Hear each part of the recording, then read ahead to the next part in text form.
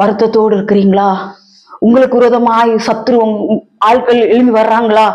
இப்படித்தான் போதிக்கிற பிரசங்கங்களை கேட்கிறாங்க. பாவம் வருது, பாவத்துல இருந்து நீ வெளியே வான்னு சொன்னா அந்த மிஸ் கேட்க மாட்டேங்கிறாங்க.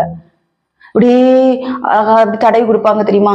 சோர்ந்து போகாதீர்கள், சோர்ந்து போகாதீர்கள், வருத்தப்படாதீர்கள், கண்ணீரை கர்த்தர் துடைக்கிறார். வேதனைப்பட்டு கொண்டிருக்கிறீர்களா? உங்கள் சத்துரு உங்கள் மேல் ஜெயம் கொள்கிறானா? இப்படித்தான் பிரசங்கம்.